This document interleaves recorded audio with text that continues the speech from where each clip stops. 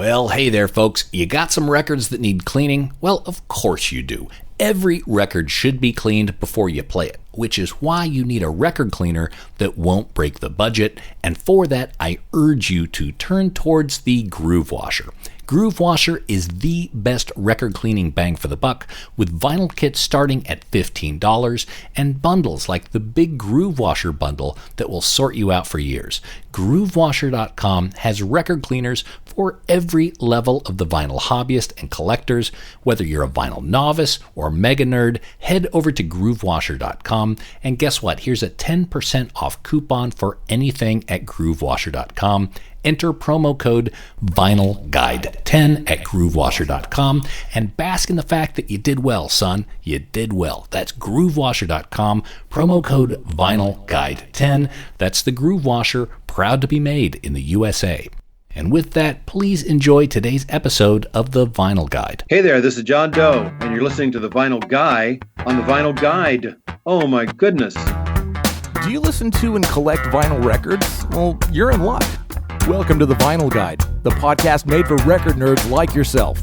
Here's your host, the biggest record nerd of them all, Nate Goyer. Well, hey everyone, it's Nate, host of The Vinyl Guide. Thank you so much for downloading. Thanks for listening. Thanks for tuning in, turning on, and dropping the stylus on this week's episode of The Vinyl Guide. And hey, all you American listeners, I hope you had a good and safe Memorial Day. I hope you took the opportunity to spin some records and enjoyed the long weekend. Look, today, super short upfront announcements. I'm going to get straight to our special guest, Mr. John Doe of the band X, who are celebrating their new LP, Alphabetland. Vinyl copies can be ordered at xtheband.bandcamp.com. Now, most of you know that X are one of the seminal LA punk bands, alongside the Weirdos, the Screamers, Germs, and that crowd. They were even on the Dangerhouse record label, which John and I talk about today on the show, along with the recording of the X debut album, Los Angeles, which is a record that I reckon every listener should have in their collection. Now today, John and I walk through the X vinyl history, along with John Doe's own solo records, which are also available on vinyl. I'll put links in this episode page. It's a great conversation with a fantastic songwriter and artist, and I am so glad that X is back in business. The new album, Alphabetland, is the first time this classic X lineup has recorded in some 35 years, and man, did they hit the nail right on the head. Alphabetland is also an album that wasn't supposed to be out yet. However, due to the coronavirus shutdowns, the band and their record label decided to let it go early, and he tells us the story about that decision today.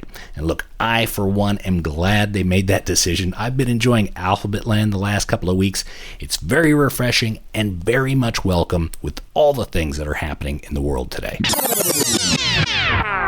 By the way, can I quickly interject here that we are brought to you today in part by GrooveWasher.com, the best record cleaner on earth. Head over to GrooveWasher.com, get 10% off with promo code VinylGuide10. We are also brought to you in part today by AudiophileuSA.com, the online record shop that sells only excellent and near mint vinyl records. Over 42,000 titles and shipping worldwide. That's AudiophileuSA.com.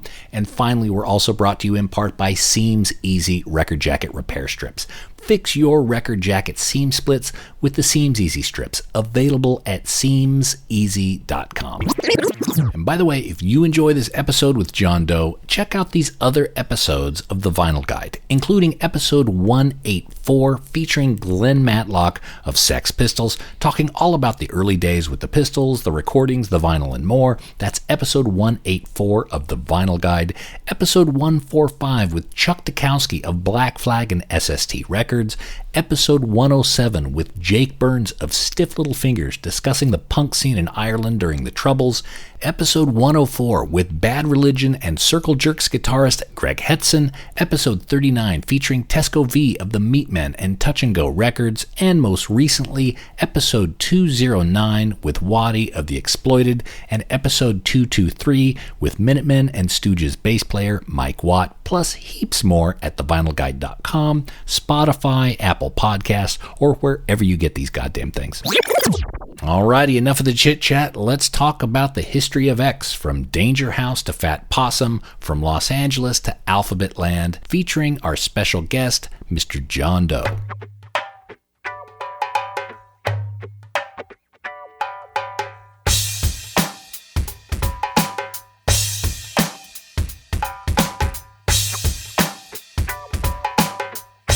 Today here on the Vinyl Guide, we have Mr. John Doe celebrating the new X album, Alphabetland, available on Fat Possum Records. And of course, you can grab one at xtheband.bandcamp.com.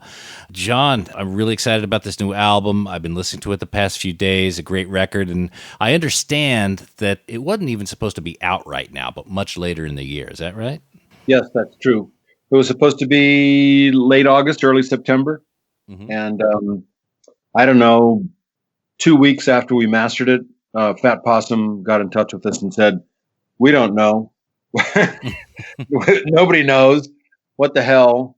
And let's put it out right away. We'll be punk rock and indie and put it on Bandcamp for 10 days. And then then it'll be on streaming services and people can pre-order vinyl, et cetera, et cetera." And I'm sure that fired up the old endorphins there, yeah?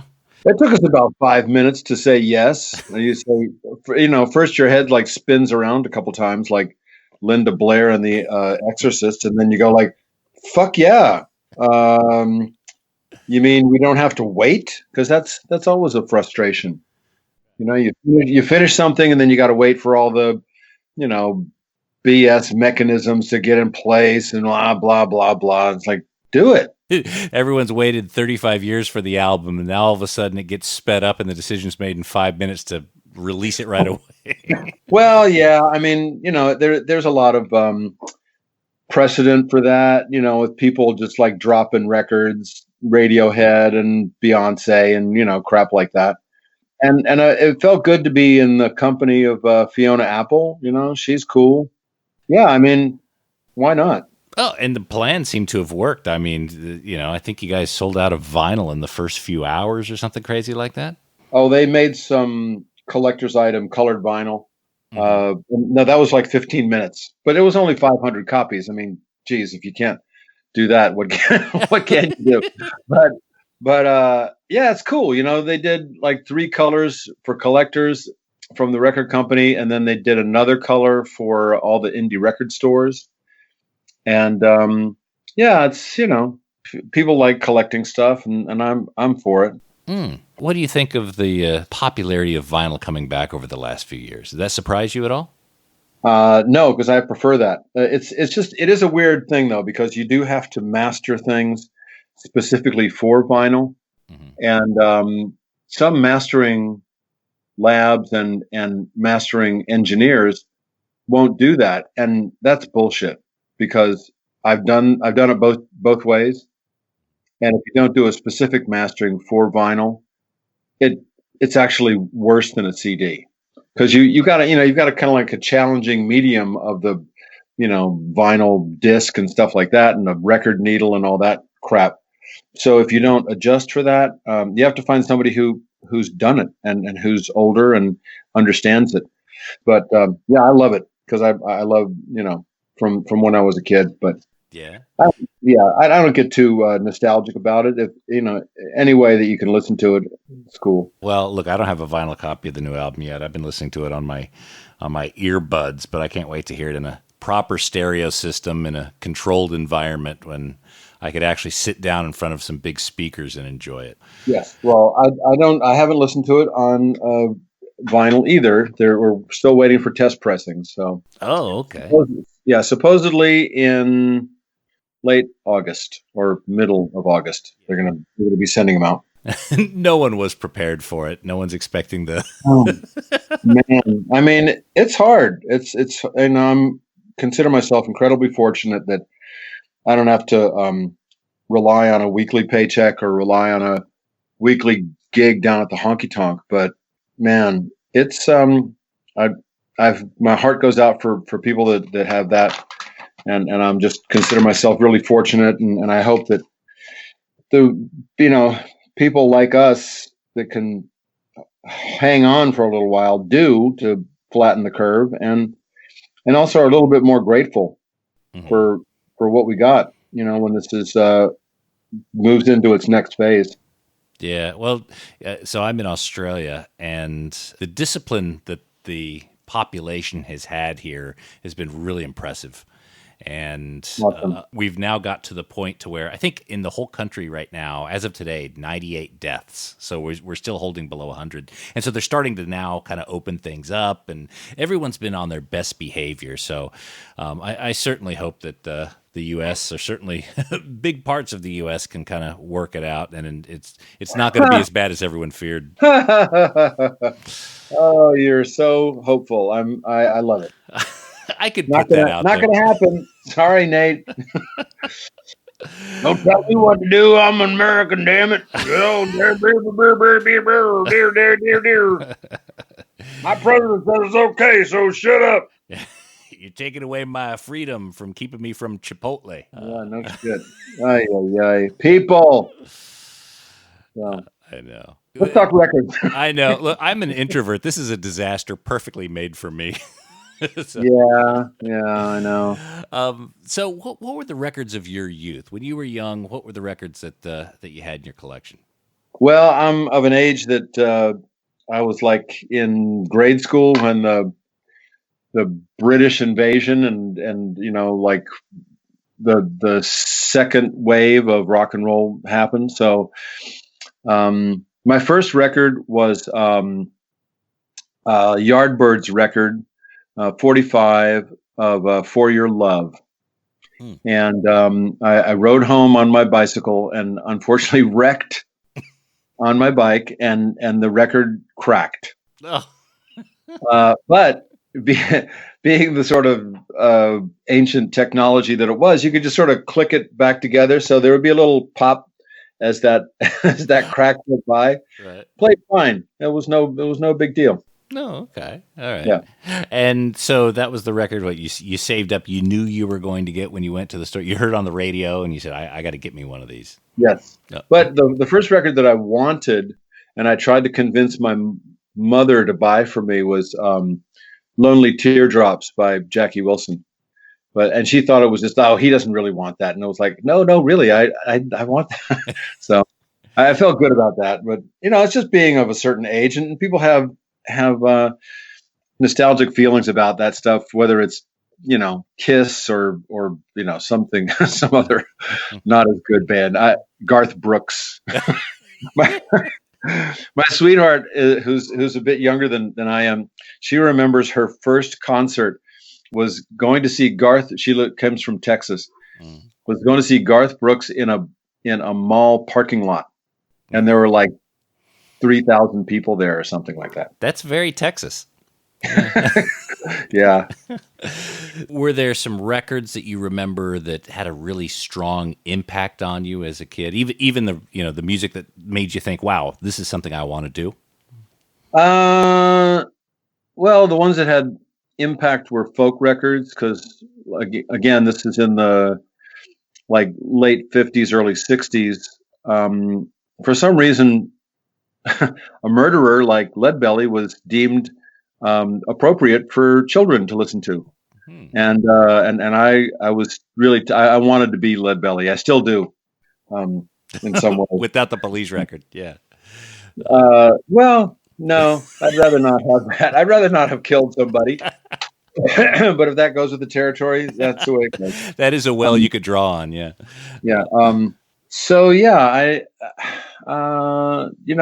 Woody Guthrie and Cisco Houston, and there was a guy who was actually I think a biology teacher, whose name was Sam Hinton, and he was kind of a folklorist. I loved his stuff. So that was when I was a kid, and then probably, I also loved musicals. I loved like The Music Man and Bye Bye Birdie and South Pacific and stuff like that. So yeah, that was my upbringing. But then probably teenage years, it was psychedelic music. That was when I was probably 16 or something. And that's when I started playing bass and started singing and thinking I could, you see people on Ed Sullivan, you think, that looks like a cool job. What if I did that? But I wasn't really serious about it. Mm-hmm. Probably till I moved to LA when I was in my early 20s. And when you went to LA, was it purely for music, purely to kind of gamble on what the next part of your life was going to be, or did you have a bit of a plan, going to school, anything like that?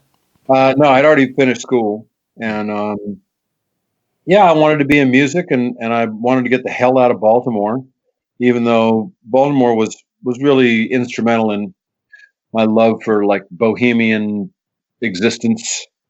I knew John Waters and a couple of his actors, kind of tangentially. I mean, John and I had a few conversations here and there, and we sort of remained friends. And they were just available. It was like, God, these are celebrities, but they're just like regular people. They go down to the bar, and I used to play at a place called Bertha's for tips with another friend of mine, and they would hang out. Mary Vivian Pierce, who's so just so exotic and like an orchid or something, and Edie had her thrift store, Edie's shopping bag right next, like 2 doors down, and Edie just be hanging out there, with her gap teeth and her like, "Hi, honey, how you doing?" It's like, it was awesome. But yeah, I moved to LA because I'd seen some bands up in New York. That's where my parents lived at the time, and I'd seen Heartbreakers and Talking Heads and CBGBs and Max's Kansas City, but I was just sick of the East Coast, so I wanted to go to LA for fun. And when you went to LA, and obviously you had the aspirations to get into music, it sounds like you pretty quickly fell into the local scene. What was then the first wave of Southern California punk rock? The Plugs, the Screamers, Germs. Yeah. When I think of that era, I seem to think of the records that, I would imagine early punk bands had and agreed on, Ramones, Stooges, MC5, but that's not really accurate, is it? Yeah, part of it is. I mean, we also listened to a lot of old rock and roll records, Little Richard and Chuck Berry. Mm-hmm. But I would say, yeah, like The Idiot, that Iggy record, that was on everybody's turntable. So was the Modern Lovers, that first Jonathan Richman record, because it was just so basic and primitive, and then just a bunch of other weird 45s. You could find like old country western 45s or LPs in thrift stores for 10 cents, and our our poverty dictated a lot of our fashion and our musical education. But it was, David Bowie and Mark Bolan, they were big influences, and I listened to them back in Baltimore, and so I was pretty familiar with that. And but we were also just influencing each other, playing live and listening to each other live. I remember the Damned being the first band that came to Los Angeles. And they were amazing. They were just so powerful, and they still are. We played with them a couple of, 6 months ago or something like that. Probably 9 months ago. So were they the kind of the one of the first punk bands from overseas to play in Southern California? They were one of the first punk bands, period. I think the Ramones came hot on their heels, but that was early '77. Also, Blondie played with Tom Petty at the Whiskey, and they were scheduled to play 2 shows. They didn't sell out either one of them. And the Whiskey is like maybe a 500 cap place, and so they invited the audience to stay for the second show. There were probably 250 or 300 people there. And television came through, and not the Talking Heads, I don't think. But a lot of New York bands came during '77. Once it had kind of, people had figured out you could get over here, but there really wasn't much in between. We drove to New York in early '78, drove across the country with our gear, and played 3 shows in New York, and then drove home.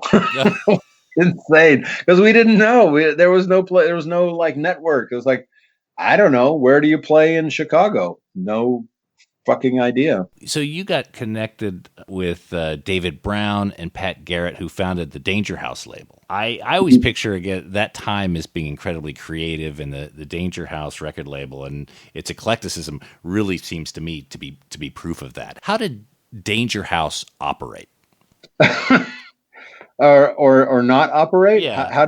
How deep was their dysfunction? Yeah, what was their dysfunction? They just were ballsy enough to say, okay, we're going to make a record company. And Black Randy would just talk people into it. And nobody really cared because there were very few other alternatives. You know, there was Greg Shaw with Bump Records, and there was Chris, oh God, what was this? With What Records, and that was about it. You know, and Dangerhouse seemed to be the kind of nobody else was interested. So it was incredibly frustrating because we knew that we weren't going to get any money. They paid for the recording, which probably cost them $1,000 at the most, and it kind of sounded like that. It was, you know, it was very eclectic, and I give them a lot of credit for just saying I can do this, and who gives a shit. But similar to all indie record labels, they didn't have a clue. They had no business sense. They had no plan. They were just, you know, flying by the seat of their pants, and good for them. I'm proud that we did it. It was, you know, after we realized that they were talking shit behind our backs, then we said, maybe we don't want to work with these guys. And by then, Slash Records had started. So. Was Dangerhouse getting involved with them? Was there a lot of DIY? I mean, you guys having to glue the covers together or package them together, or was that all done kind of offsite? And yeah, they took care of that. I mean, that was maybe we didn't feel equipped to do that. I give SST and Alternative Tentacles and, you know, Discord and people like that, I give them a lot of credit for taking that hit. Yeah, maybe we were too old fashioned to think that somebody else should do that. You know, we weren't as DIY as SST bands. We weren't really willing or interested in sleeping on people's floors in sleeping bags. We were, you know, we were older. We were in our 20s, not in our teens, and we weren't willing to just drive across the country to spread the gospel, which we have done. But yeah, we were on a different kind of plane. We felt we could get away with, and we did. And Slash seems to kind of be that next phase record company in the area that really had the capital and the business sense, at least early on, to be grabbing bands like Germs and Fear and you guys as well. How did the deal with Slash Records come about? Oh, I don't know. Just because we knew all the people at Slash Magazine. Okay. And then Bob Biggs came into Slash Magazine and realized that he could possibly make records. There wasn't a lot of finances, and they didn't have a great plan. They had some distribution through a really weak company called Gem. And you'll excuse me because this is so much history. I'm trying to rack my brain, but yeah, we experienced all that stuff that you see in Spinal Tap, where you go to the in-store appearance in 1980 and there's nobody there, or you know, in the Midwest, someplace in the middle of nowhere, or you go to another record store for an in-store in like maybe 81 and there's there's no records. There's 30 or 40 people there, and there's absolutely no records to be bought because the distributor didn't have their shit together. So yeah, it's a little frustrating. Yeah. Well, I think you guys were Slash release number 4 or something, so they were still just working things out. The first album, Los Angeles, produced by Ray Manzerek. How did the relationship with Ray start? He saw us at the Whiskey A Go-Go, and he had read an article really related to the lyrics. And when he saw us at the Whiskey, I think it reminded him of the relationship that the Doors had with their audience, in that there wasn't a lot of separation between the two. What did Ray teach a young John Doe? Oh, not to use studio tricks. To just get an honest recording, get a good performance. And if you play a part of a song and it sounds good once, then try playing it twice in a row, and it might sound better. Oh, okay. I still use that. And an example would be the opening to Los Angeles. It has 4 chords, and or 3, and then it hits the root chord. And Ray said, "That sounds good. Let's try it twice." And so we still play it twice before the song starts. When you entered the studio, I'm assuming you had all the songs pretty well collected, all the ones you were going to record. Did you have a lot more material that you had to cull down? Yes. We had probably half of the Wild Gift record written and rehearsed. We've been playing for 3 years at that point. Mm-hmm. We started in DJ Bonebreak, our drummer, joined in, middle of 77. So we started recording the end of 79, I think. Mm-hmm. So yeah, we've been playing these songs for a couple of years. And I give Ray the most credit for choosing the songs on Los Angeles. I mean, we all weighed in, but he said, these are the songs that I think stick together the best. And some were newer, some were older, but songs like Adult Books or We're Desperate or I'm Coming Over, they had already been written. We've been playing them, but they didn't seem to fit the same kind of, feel that Los Angeles had. Now, the song Los Angeles is so intertwined with your career. I'm sure you've played it 20,000 times in your life. Does it still mean the same thing to you when you play it as it did when you wrote it in 1979, 1980? Absolutely. Mm-hmm. It's a song that stars a character who starts going off the rails and becomes racist and has to change, and it also reflected my my love for how weird the town is, how separate and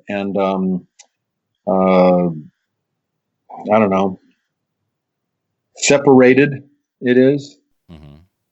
And also my appreciation for Charles Bukowski and his style of writing. At this point, we don't use the N word when we're singing. And we've changed it to, she started to hate every Christian and Jew. Okay. So, I mean, at the time writing it, I was holding a mirror up to people and saying, hey, this word has power. This word is really wrong and messed up. And guess what? It still means the same thing, but it's worse now because it's, 40 years later. Yeah, I would imagine during your career, you probably, especially in later years, you probably got some flack for that. People just not understanding that it's a character you're talking through. Yeah, I mean, not really. A few younger people, like friends of my of my daughters, might have raised an eyebrow, but didn't really. That's one of those things. People don't say it to your face; they just think it, and then we realized that it was maybe 3 or 4 years ago that it was becoming problematic, and so just to avoid controversy, to not, I don't want to piss people off in that way. I want to piss them off in other ways, but I don't want to be on the wrong side of that conversation. Mm-hmm. Now, in recent years, you've actually left Los Angeles, moved to Austin. Could you really relate even closer to the story of that song? Oh, no, because it was such different circumstances. I mean, I moved out of LA the end of 1980 or the beginning of 1990, and then lived up in the mountains about 100 miles or 75 miles away from Los Angeles for 20 years, and then moved to Bakersfield for a few years, and then ended up in the Bay Area for about 10 years, and have only been in Austin for about 3. So it was. I lived in California for plenty of time, but I liked it. The Bay Area was a little cold, so we have a lot of friends in Austin, so I moved down here. In terms of the Los Angeles album, moving on from that, went into Wild Gift. You continued working with Ray Manzerek really for the next several albums. So that was a very close relationship you had with him as a producer. In terms of the contributions and the way he worked with you, what are some of the things that are important for a record producer to keep in mind when working with a band? With him, and I think that depends. It depends on the band. It depends on the personality of the producer. But with Ray, he was incredibly encouraging. He kept his eye on the clock so that we got done what we needed to get done. We never went over budget. We never went over the time that we were going to do it. And our budgets were small. The first record was 10 grand. The second record was 20 grand. They were both made in about 3 weeks, something like that, 2 to 3 weeks. And I think we made this record in a longer period of time, but about the same amount of time in the studio. I think that's all you really need. There's maybe a month, right, to make a full 10, 12 songs.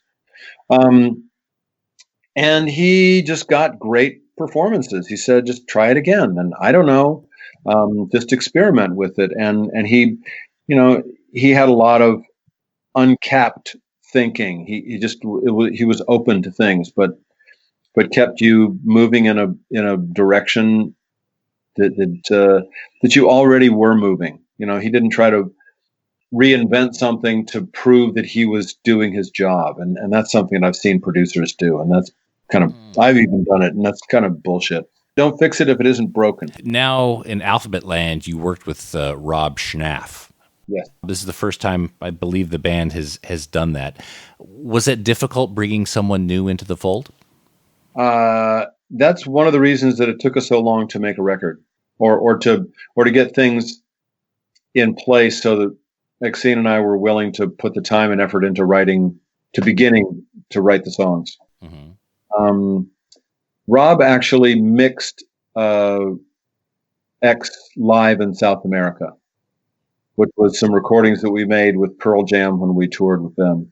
And Billy has a very particular way that he wants to have things recorded, and how who and how he works.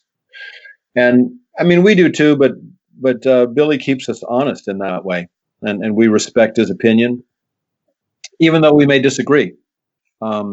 And once Rob was available, and I'm a big fan of Elliott Smith and I were pals, and a big fan of his work, and also Cat Power, and those are two people that Rob's worked with a lot.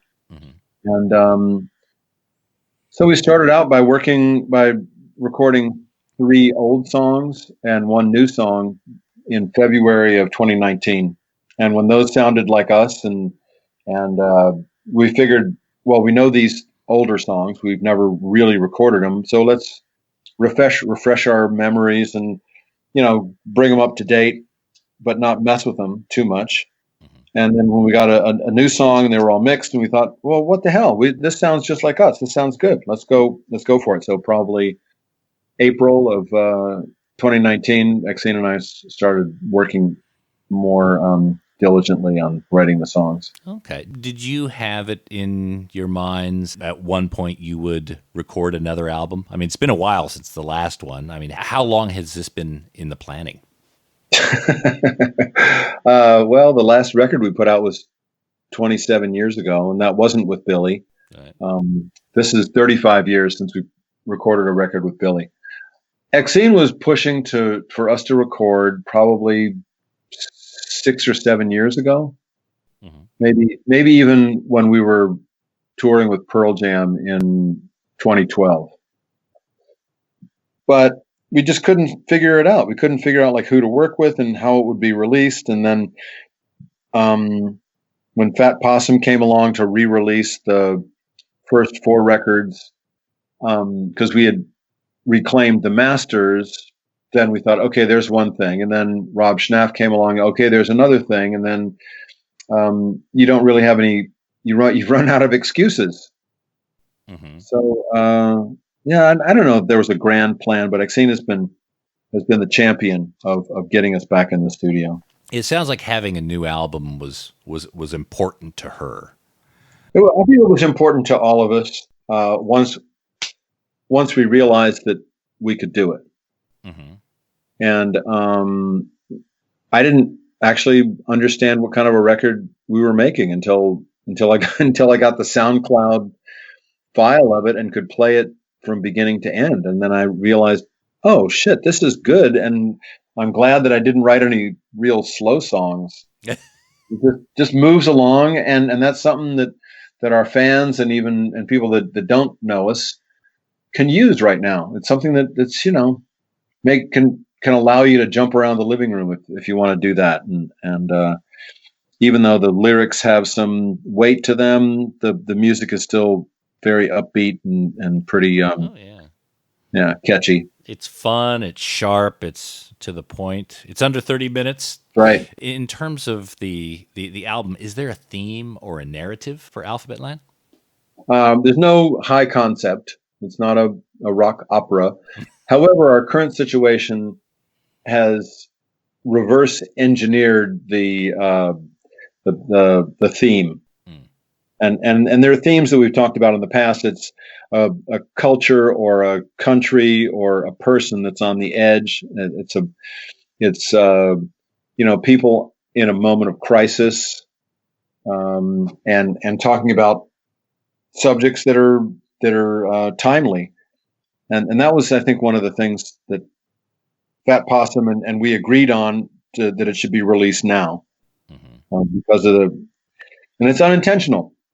But it happens when someone close to you passes away, or you get your heart broken, and you're listening to the radio, or some song comes on, you go, oh my God, that speaks to me, because you're in this vulnerable place, and that's how art is supposed to work.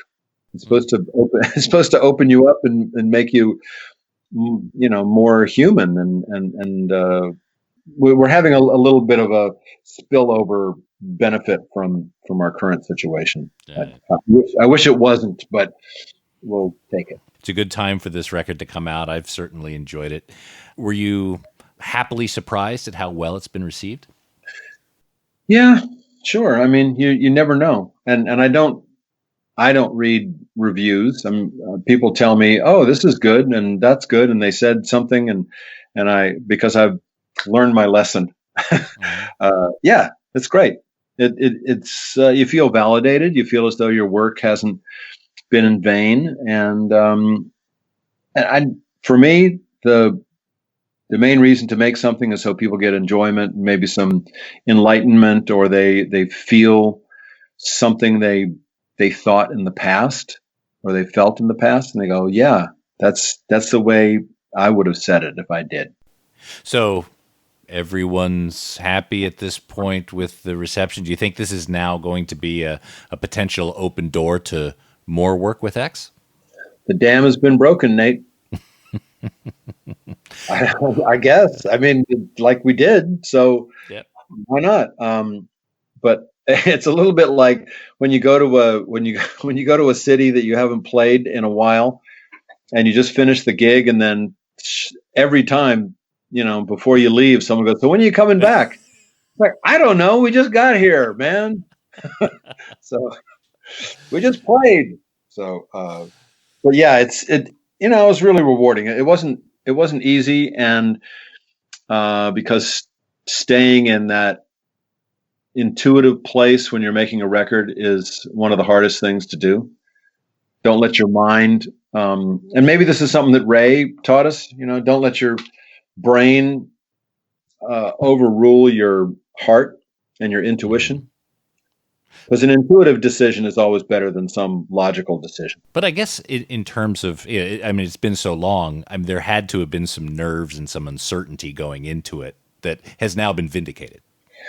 Yes and no. I think we got over that on the first batch of recordings.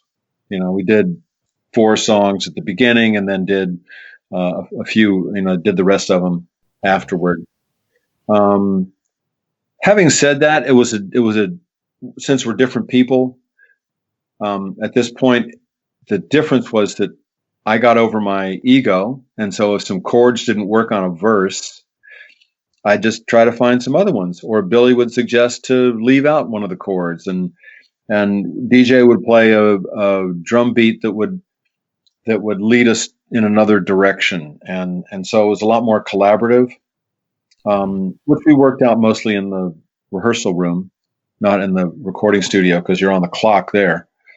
Yeah, and I'd say that was the biggest difference, is that everybody showed up and everybody, had respect for each other and didn't get in the way of like, well, this is the way it was written. It's like, who gives a shit? Does it sound good? Does it, So you mentioned earlier that you've been able to reclaim the masters. Do you now control all of the X music?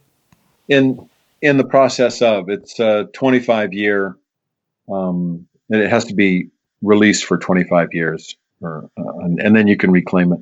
Okay, so I think Jesus maybe is the one. Well, there's Ain't Love Grand, which was the last one we did with Billy. I don't really like the way that record sounds, but I'd be willing to put it out under protest. And that was the first record we did without Ray. And then after that is See How We Are, and then Jesus. But they'll all eventually come out. Excellent. I hope. And I'm sure Matthew and the Fat Possum team will be very helpful in that regard, hopefully one day. Yeah, they're really nimble and they're forward thinking. I mean, when we signed with them, they said, look, this is going to sound weird, but all we really care about is streaming revenue. And if we can increase your streaming numbers, then we've done our job. And we thought, yeah, but you don't get paid for that. But it is a measure of the impact you have and your longevity. That's smart. That's smart for guys that started releasing, started their record company with Junior Kimbrough and fucking R.L. Burnside. He's like, what? No. Now the focus is on X, obviously with the new album. In terms of the solo projects, are you still working, writing, and still intending to release further solo albums? Yeah, I have an idea that I got like 3 or 4 songs that apply to it, and I've been trying to be motivated to work on solo songs. So yes, that hopefully will be, I don't know, maybe next year. Mm-hmm. And that was the biggest difference, is that when I do solo records, then I'm the boss and I'm kind of the main producer. So I had to step back on this. Mm-hmm. And I'm glad that I did.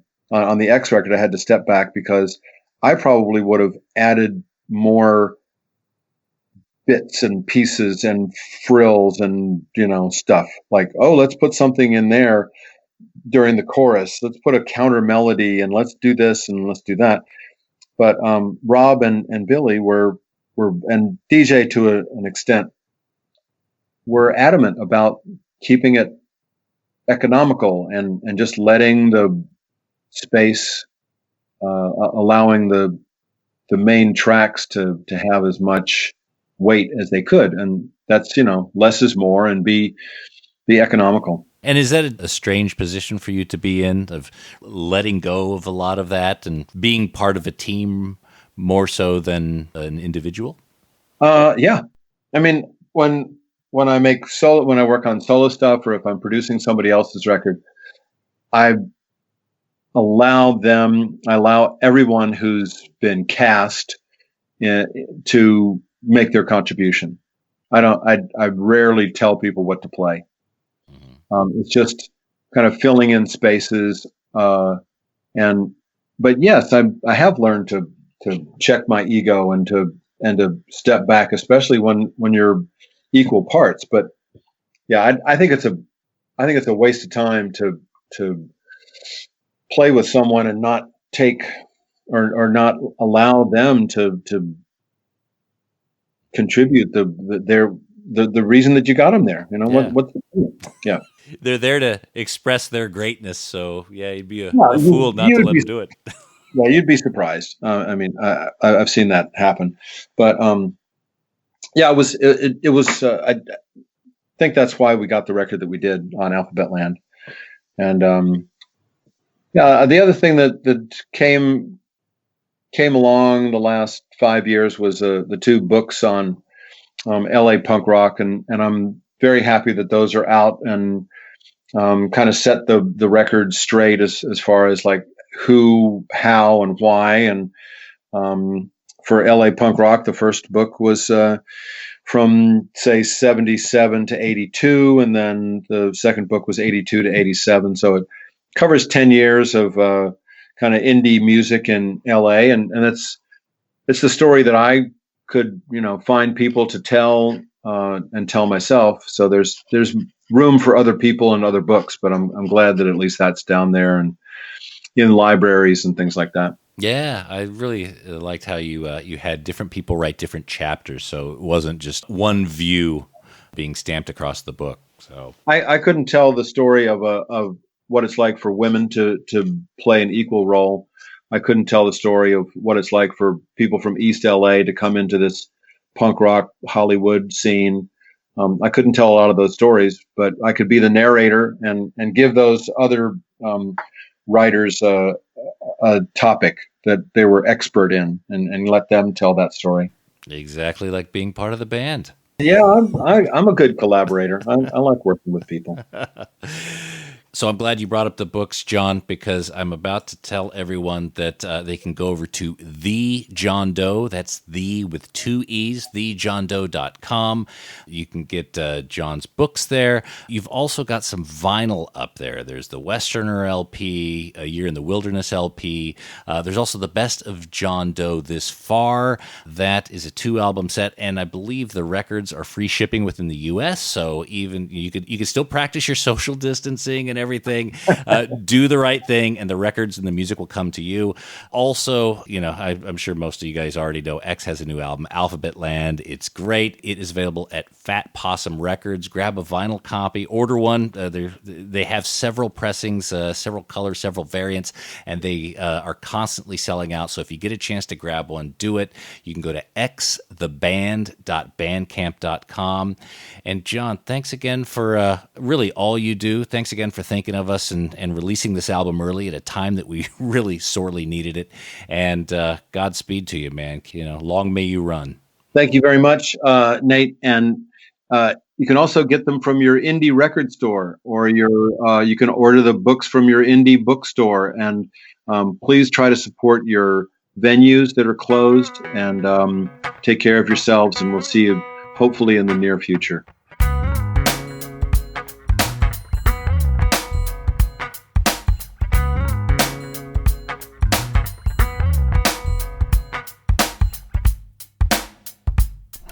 There we go. Mr. John Doe of X. What a legend. He is welcome back. John, you are welcome back anytime you want. I really enjoyed that conversation. And again, everyone check out the new X album, Alphabetland. It's available on Fat Possum Records. Of course, you can grab a copy at xtheband.bandcamp.com. And I'll put some other links here in this episode page. And man, thank you again, John, for coming on the Vinyl Guide. Alrighty, that's it for this week's episode of The Vinyl Guide. If you enjoyed the show, I would implore you to consider becoming a patron of The Vinyl Guide at patreon.com/Vinyl Guide. You go up there, a couple of bucks a month, really helps out your buddy Nate here. And of course, you get a bunch of extras, early access to episodes, extended interviews, secret episodes, and more. That's patreon.com/Vinyl Guide. And if you can't do that, then please share this episode on your social media, Facebook, Instagram, Twitter, whatever. And please write us a positive review on Apple iTunes or Stitcher or one of the podcast services that you use. That would be much appreciated. And we'll be back shortly with a brand new episode. So until we talk next time, keep spinning. Cheers. That's it for this episode of The Vinyl Guide. Send your thoughts to Nate at thevinylguide.com or follow or tag us on Instagram at Vinyl Guide. Until next time, keep spinning.